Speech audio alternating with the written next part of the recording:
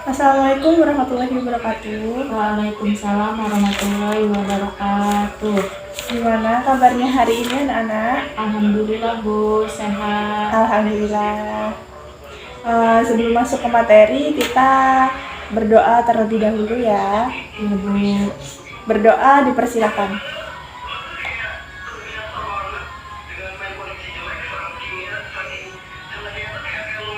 Berdoa selesai. Selanjutnya akan Ibu absen yang karena Anis Fitriani hadir, Hadir Bu. Ayu Andira, Hadir. Tegar Saputra, Ada Bu. Pina Zulfia, Ada Bu. hadir semua ya. Hadir Bu. Alhamdulillah hari ini hadir semua, dan pada pertemuan kali ini kita akan membahas tentang interaksi sosial dan lembaga sosial. Materi yang pertama adalah interaksi sosial. Ada yang sudah tahu apa itu interaksi sosial? Hubungan timbal balik bukan Bu? Iya, benar sekali. Untuk lebih jelasnya akan Ibu jelaskan. Interaksi sosial itu adalah hubungan antara individu dengan individu, individu dengan kelompok, kelompok dengan kelompok, yang harus dilakukan secara timbal balik oleh kedua belah pihak, begitu. Sebelum masuk ke materi selanjutnya, di sini silahkan dicermati dan ditulis apa yang penting. Nanti setelah selesai materi akan Ibu kalian maju, masing-masing maju dan menjelaskan apa saja yang kalian dapat dalam materi pada pagi hari ini. Ya Bu. Gitu. Kemudian dalam interaksi sosial itu ada beberapa faktor. Yang pertama itu ada faktor imitasi. Yang kedua ada faktor sugesti. Yang ketiga ada identifikasi. Dan yang keempat ada faktor simpati. Apa itu faktor imitasi? Ada yang tahu? Mencontoh bukan Bu? Benar sekali Anis. Jadi, faktor imitasi itu merupakan proses seseorang mencontoh orang lain ataupun kelompok. Contohnya apa Anis? Contohnya semisalnya kita mencontoh gimana ya Bu? Oh, jadi seperti ini ya. Misalkan Anis melakukan suatu kegiatan, contohnya masak-masakan. Hal tersebut itu terjadi ketika Anis pernah melihat Ibu Anis sedang memasak di dapur. Itu adalah proses imitasi ataupun faktor imitasi. Yang kedua yaitu faktor sugesti. Yang disebut dengan faktor sugesti itu merupakan pengaruh yang dapat menggerakkan hati seseorang. Contohnya apa? Contohnya seorang pasien yang akan berobat ke seorang dokter, pasien tersebut itu akan cepat mengalami penyembuhan. Hal tersebut adalah disebabkan karena adanya rasa sugesti kepada dokter tersebut, begitu. Ya Bu. Yang ketiga adalah faktor identifikasi. Ada yang tahu faktor identifikasi itu apa? Belum tahu Bu. Jadi, faktor identifikasi itu adalah kecenderungan ataupun keinginan dari diri seseorang untuk menjadi sama dengan orang lain. Contohnya, misal Anis mengidolakan siapa? Anis idolanya siapa? Raisa Bu. Nah, seperti itu. Maaf. Jadi Anis itu kan mengidolakan Raisa karena Suaranya bagus, cantik Bu. Nah, seperti itu. Jadi ketika Anis ini mengidolakan si Raisa, Anis ini berusaha sekuat tenaga untuk sama dengan Raisa ataupun mengikuti gaya Raisa, pakaian Raisa, rambut Raisa, seperti itu. Itu yang dinamakan identifikasi. Iya Bu. Paham? Insya Allah. Dan yang terakhir adalah faktor simpati. Apa itu faktor simpati? Rasa belas kasih. Benar sekali. Jadi, faktor simpati itu merupakan kemampuan untuk merasakan diri seolah kita itu ikut merasakan apa yang dirasakan oleh orang tersebut. Contohnya apa? Ketika kita memiliki teman dan teman itu sedang mengalami musibah ataupun masalah, itu kita akan muncul rasa simpati di dalam diri kita dan ikut merasakan apa yang mereka rasakan, sehingga kita akan membantu gimana sih caranya biar bisa bantu, gimana sih caranya biar bisa menyelesaikan masalah secara bersama-sama gitu, seperti itu. Jadi faktor-faktor tersebut itu dapat bergerak sendiri secara terpisah maupun dalam keadaan tergabung. Selanjutnya adalah bentuk-bentuk interaksi sosial. Jadi interaksi sosial itu dapat terjadi dimanapun dan kapanpun, serta dilakukan oleh siapapun tanpa mengenal usia, status sosial, dan pendidikan. Hal tersebut terjadi karena manusia hidup selalu berinteraksi dengan orang lain, seperti itu. Di dalam bentuk-bentuk interaksi sosial itu terdapat dua proses. Yang pertama yaitu proses yang asosiatif, yang kedua adalah proses yang disosiatif. Proses asosiatif itu dibagi lagi menjadi 3. Yang pertama ada kerjasama, akomodasi, dan asimilasi.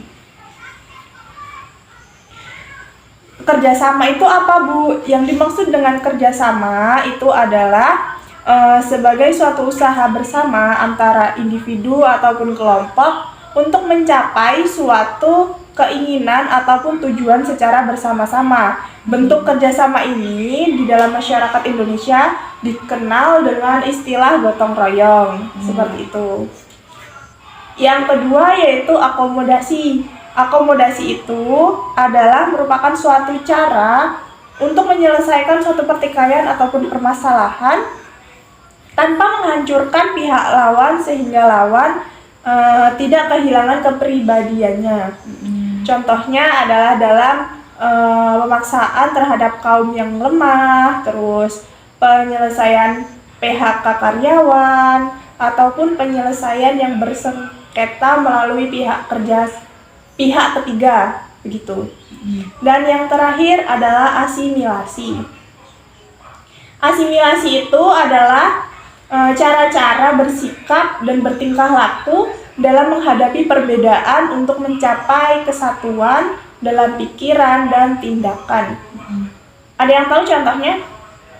Seperti apa, Bu? Belum tahu. Jadi contohnya itu adalah misal ada seorang yang tinggal di Indonesia, seorang itu tuh berasal dari Tiongkok.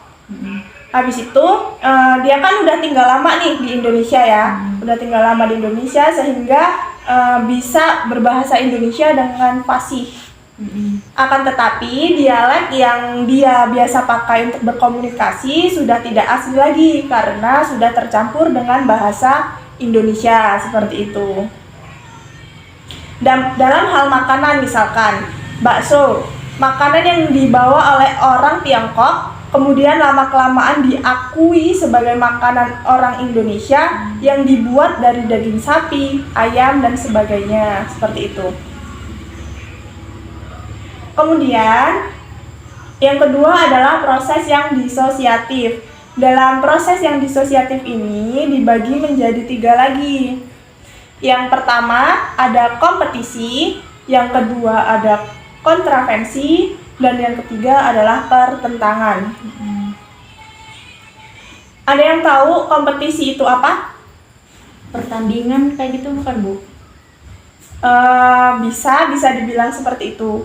Kompetisi itu adalah suatu proses individu ataupun kelompok yang bersaing dalam mencari keuntungan melalui bidang-bidang kehidupan tertentu.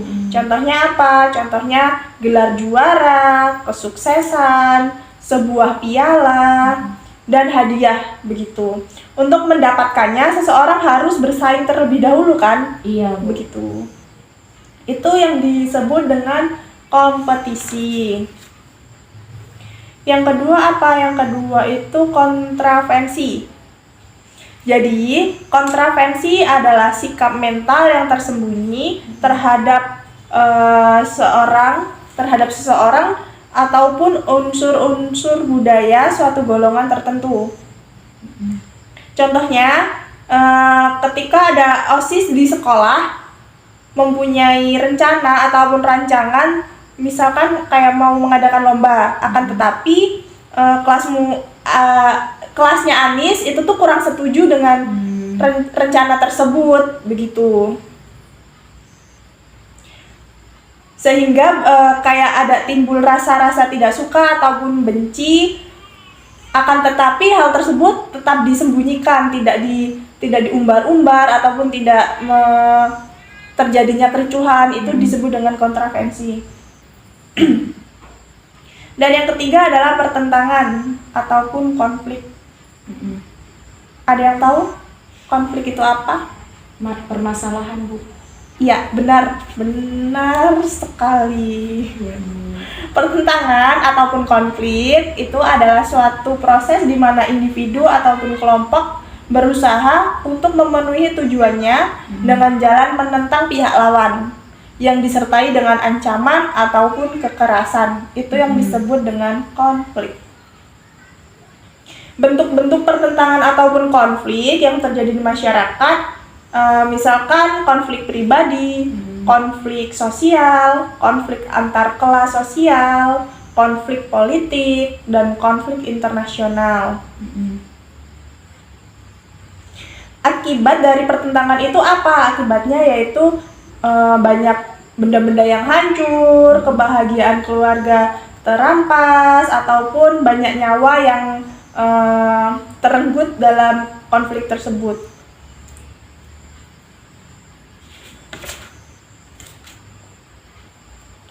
Selanjutnya kita masuk ke materi yang kedua, yaitu lembaga sosial. Coba Anis dibaca. Ya, Bu.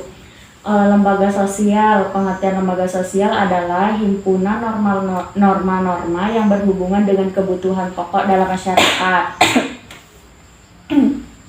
Ya, jadi lembaga sosial itu adalah himpunan norma-norma yang berhubungan dengan kebutuhan pokok dalam masyarakat.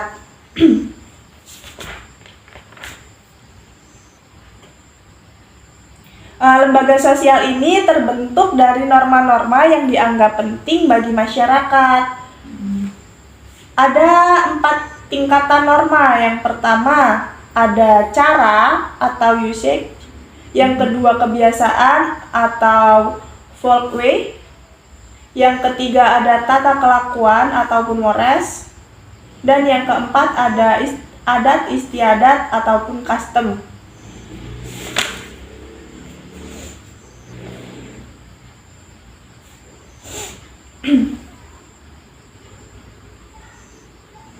Lembaga sosial itu adalah keseluruhan dari sistem norma yang terbentuk berdasarkan tujuan dan fungsi tertentu dalam masyarakat. Dapat juga dikatakan bahwa lembaga sosial ini merupakan himpunan norma-norma yang berhubungan dengan kebutuhan pokok di dalam masyarakat. Terbentuknya suatu lembaga sosial ini berawal dari kebutuhan masyarakat yang akan keteraturan kehidupan bersama. Lembaga sosial terbentuk dari norma-norma yang dianggap penting dalam hidup masyarakat.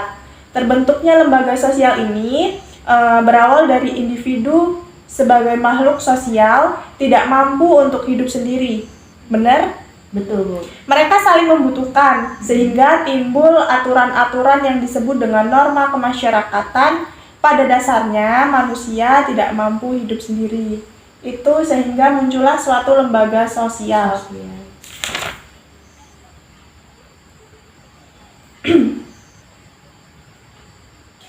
Ada 4 tingkatan. Yang pertama akan kita bahas tentang cara.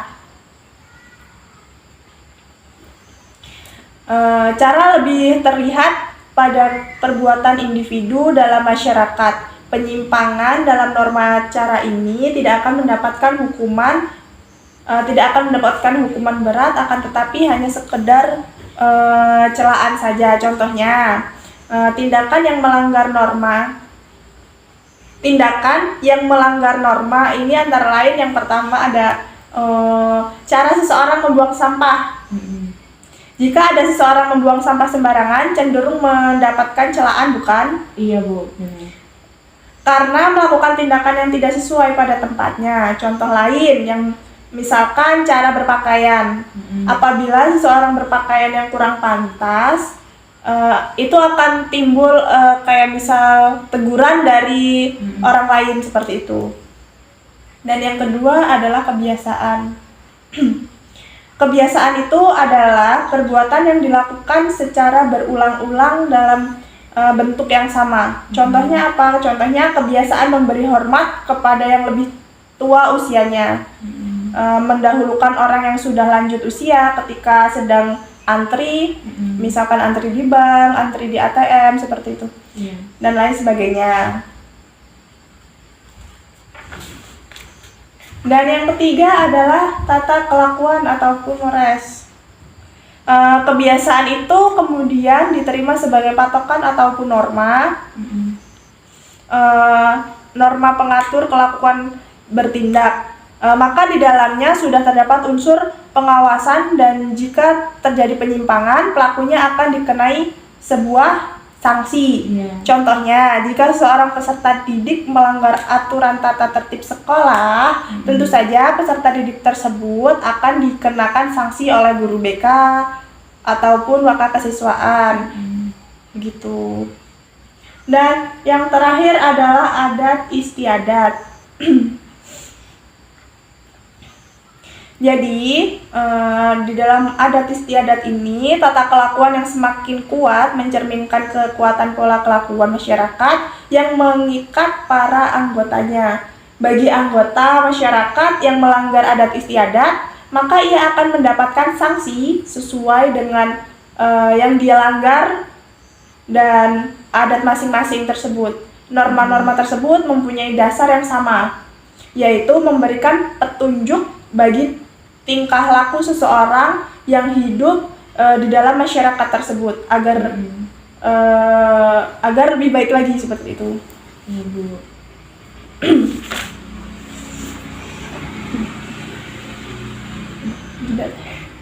Tidak. Baik.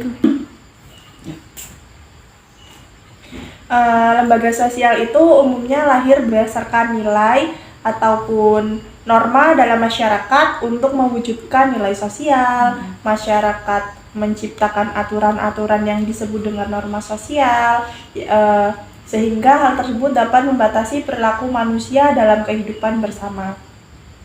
Sekumpulan norma akan membentuk suatu sistem norma. Inilah awalnya lembaga sosial itu terbentuk. Lembaga sosial itu terbentuk dari nilai ataupun norma, adat istiadat, tata kelakuan, dan unsur budaya lainnya. Nilai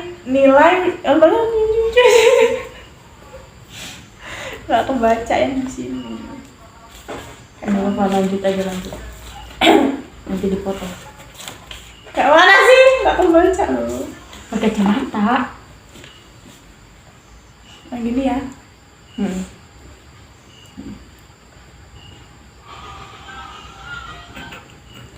Lembaga sosial itu umumnya lahir berdasarkan nilai dan norma di dalam masyarakat. Untuk mewujudkan nilai sosial, masyarakat menciptakan aturan-aturan yang disebut dengan norma sosial. Norma sosial itu membatasi perilaku manusia dalam kehidupan bersama. Sekumpulan norma itu akan membentuk suatu sistem norma. Inilah awalnya lembaga sosial itu terbentuk. Lembaga sosial terbentuk itu dari nilai norma, adat istiadat, tata kelakuan, dan unsur budaya lain yang hidup di dalam masyarakat tersebut. Nilai dibangun oleh masyarakat, oleh karena itu sifatnya bersifat kontekstual, sesuai dengan masyarakatnya. Contohnya, jika ada seseorang yang menolong orang lain, itu adalah perbuatan yang bernilai baik, bukan ya? Iya. Baik atau buruk? Baik. Jadi orang atau misal kalau ada orang mencuri, itu adalah perbuatan Yang buruk. Nah, itu adalah nilai. Dengan demikian, manusia sebagai makhluk sosial adalah individu yang saling berinteraksi untuk memenuhi kebutuhannya. Oleh karena itu, diperlukannya suatu yang dapat mengatur perilaku manusia tersebut. Sesuatu yang dapat mengatur perilaku tersebut ialah yang disebut dengan lembaga sosial. Gitu.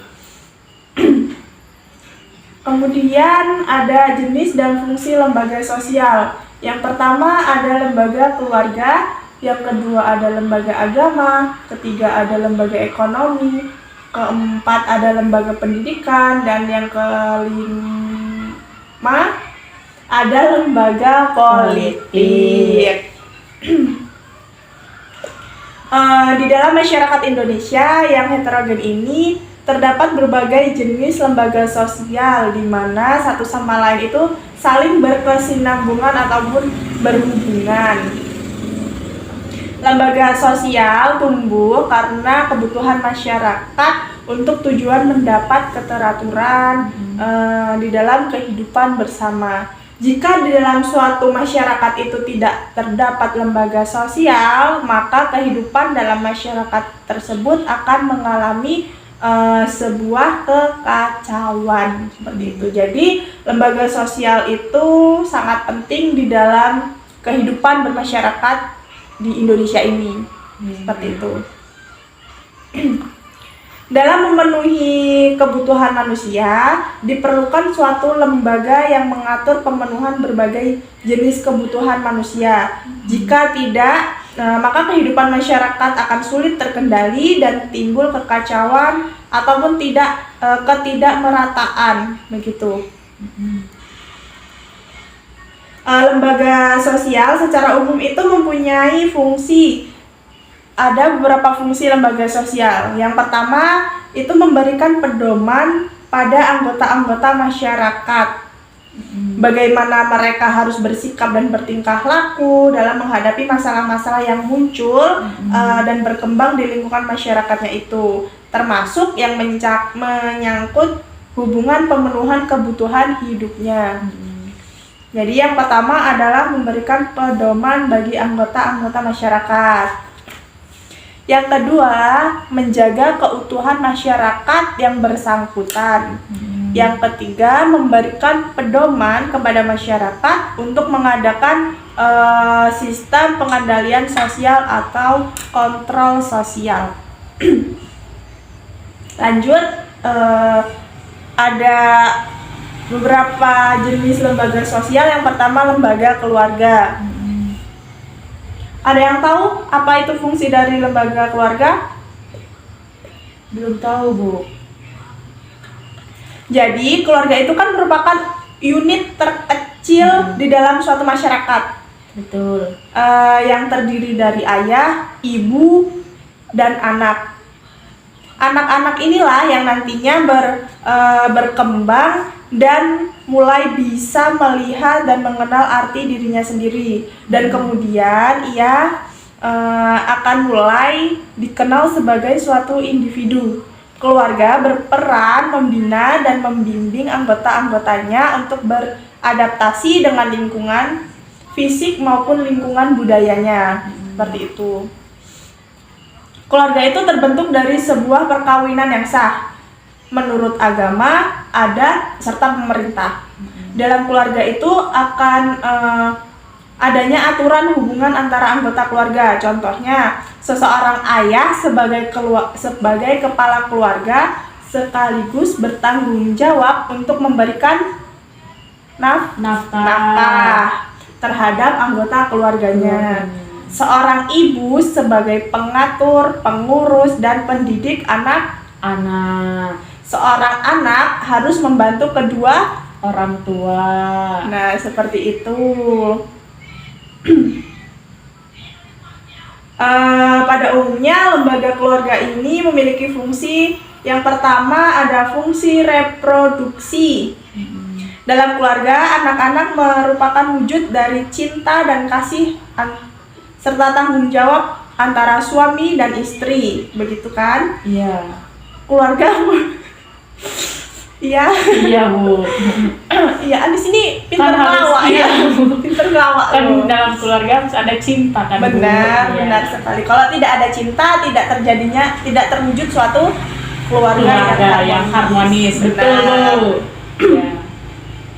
Keluarga ini mempunyai fungsi reproduksi. Artinya dari pernikahan itu tentu saja akan mengharapkan suatu Keturunan. Itu adalah fungsi reproduksi. Yang kedua ada fungsi proteksi ataupun Perlindungan. Benar sekali. Keluarga itu memberikan perlindungan terhadap anggotanya, baik perlindungan fisik maupun perlindungan kejiwaan. Apabila di dalam keluarga terdapat rasa aman, rasa tentram, dan rasa nyaman, proses sosial di dalam keluarga akan berjalan secara harmonis. Begitu. Ada lagi fungsi ekonomi, fungsi sosialisasi, fungsi afeksi, dan fungsi pengawasan sosial, serta fungsi pemberian status. Nanti bisa dibaca di rumah, Iya gitu ya. Bu. Dan yang kedua ada lembaga agama.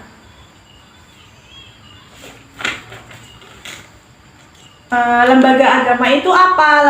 Lembaga agama adalah sistem keyakinan dan praktek keagamaan di dalam suatu masyarakat yang telah dirumuskan dan dibakukan. Agama yang dapat menjadi pelopor dalam menciptakan tertib sosial pada masyarakat. Jadi adanya agama ini sangat penting di dalam kehidupan bermasyarakat ataupun di dalam individu sendiri. Iya Bu. Lembaga itu merupakan suatu lembaga institusi penting yang mengatur kehidupan rohani manusia. Kita sebagai umat beragama semaksimal mungkin berusaha untuk terus meningkatkan keimanan kita melalui rutinitas beribadah untuk mencapai rohani yang sempurna ataupun kesuciannya, seperti itu. Iya Bu.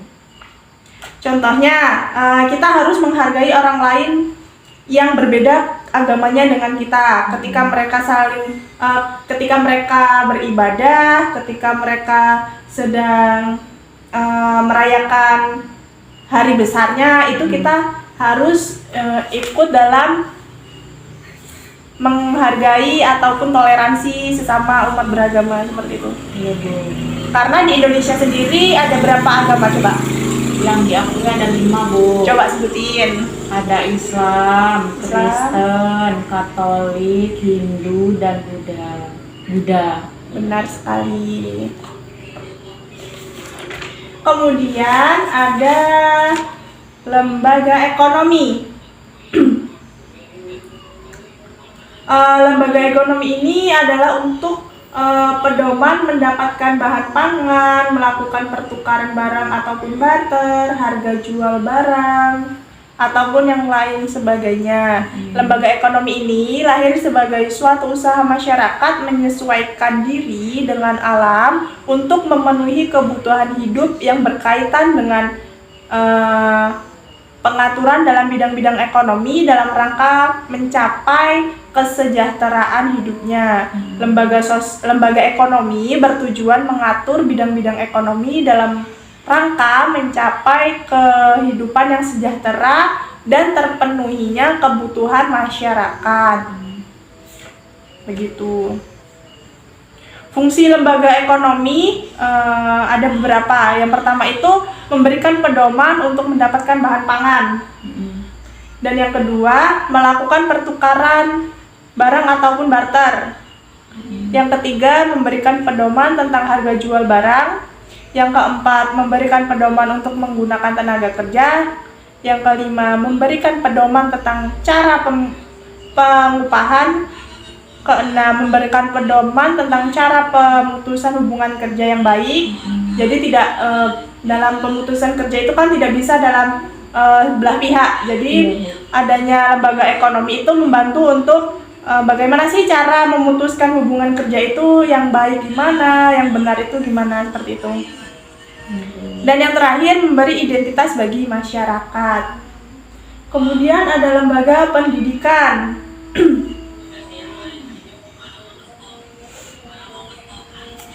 Lembaga pendidikan itu apa? Lembaga pendidikan itu adalah lembaga ataupun tempat berlangsungnya proses pendidikan yang dilakukan dengan tujuan untuk mengubah tingkah laku individu ke arah yang lebih baik lagi, serta melakukan interaksi dengan lingkungan sekitar dengan baik. Lembaga pendidikan itu merupakan sebuah lembaga yang menawarkan pendidikan formal mulai dari jenjang prasekolah ke jenjang pendidikan yang lebih tinggi, baik yang bersifat umum maupun yang bersifat khusus. Gitu.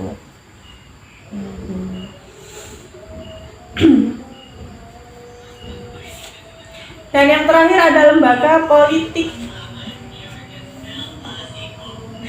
Lembaga politik itu merupakan suatu lembaga yang mengatur pelaksanaan dan wewenang yang menyangkut kepentingan masyarakat agar tercapai suatu keteraturan dan ketertiban kehidupan bermasyarakat.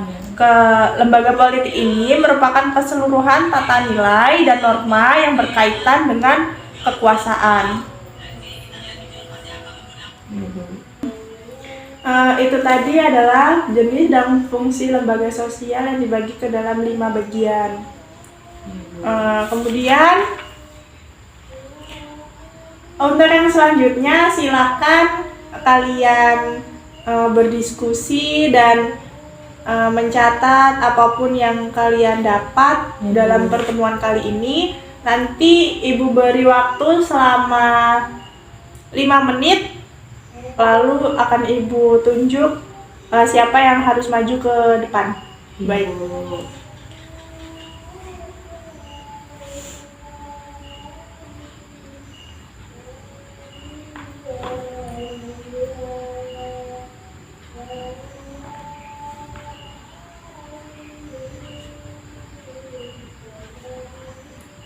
Jika sudah ada yang siap, boleh angkat tangan. Belum Bu, bentar ya.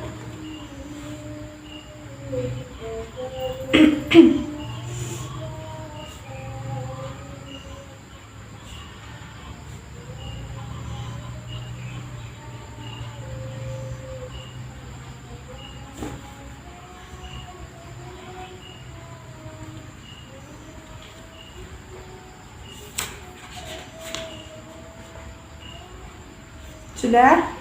Sudah Bu. Siapa yang berani untuk mempresentasikan hasil kerja kelompoknya? Akan Ibu beri nilai tambahan. Ya, siapa yang berani? Anis Bu.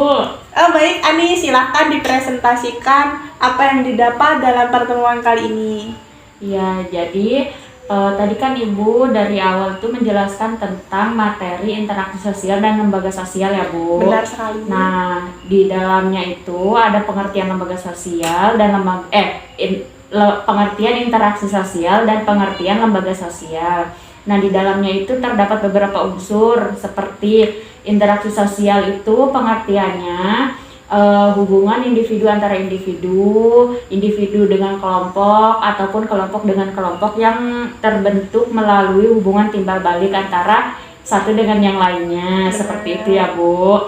Nah, di dalamnya itu interaksi itu terbagi ke dalam empat ya Bu. Ya. Yang pertama itu imitasi. Imitasi itu pengertiannya itu yang saya ringkas itu seperti mencontoh gitu ya Bu. Ya, nah, misal contohnya yang tadi Ibu jelaskan itu contohnya misal Anis memasak masakan pas kecil karena Anis melakukan itu karena Anis melihat ibu Anis memasak gitu. Benar, ya Bu. Sekali, ya. Nah, terus kedua itu ada sugesti. Sugesti itu pengaruh yang dapat menggerakkan hati seseorang gitu. Jadi terpengaruh gitu ya Bu terhadap orang lain.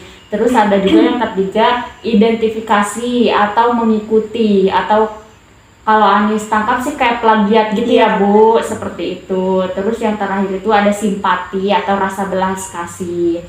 Nah, itu yang selanjutnya itu ada lembaga sosial. Nah, pengertian lembaga sosial itu adalah himpunan norma-norma yang berhubungan dengan kebutuhan politik dalam masyarakat. Pokok. Oh, pokok ya Bu. Iya, Maaf ya pokok. Bu. Nggak apa-apa. Iya. Namanya masih belajar kan? Iya Bu. Terus di dalam lembaga sosial itu ada ada 4. Yang pertama itu cara.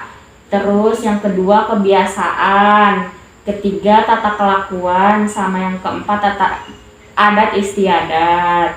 Nah, fungsi lembaga sosial itu untuk memberikan pedoman.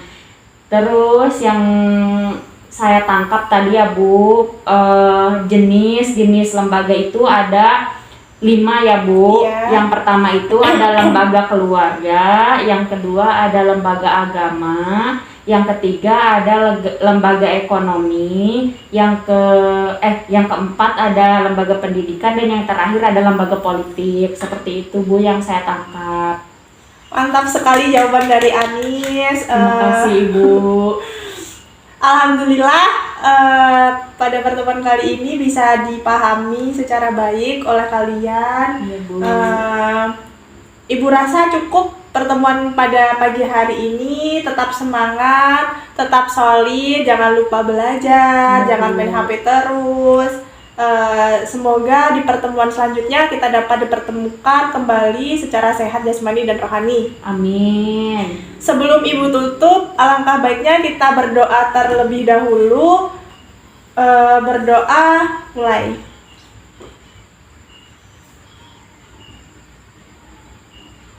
Berdoa selesai. Ibu akhiri, assalamualaikum warahmatullahi wabarakatuh. Waalaikumsalam warahmatullahi wabarakatuh.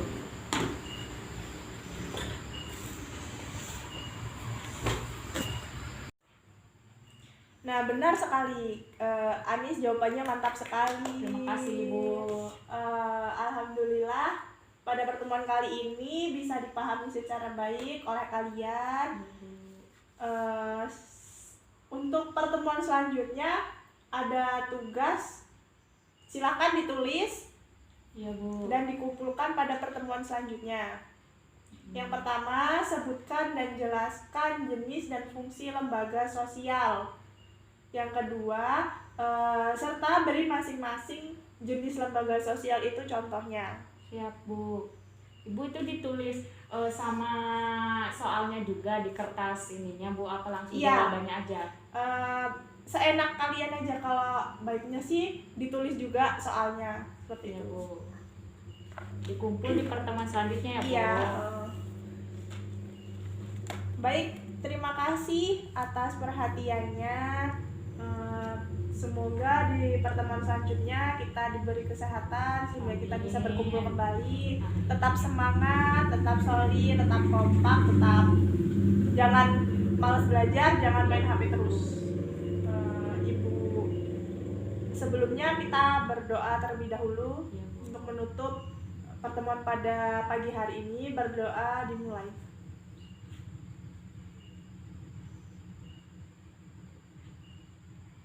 Berdoa selesai. Ibu akhiri, wassalamualaikum warahmatullahi wabarakatuh. Waalaikumsalam warahmatullahi wabarakatuh.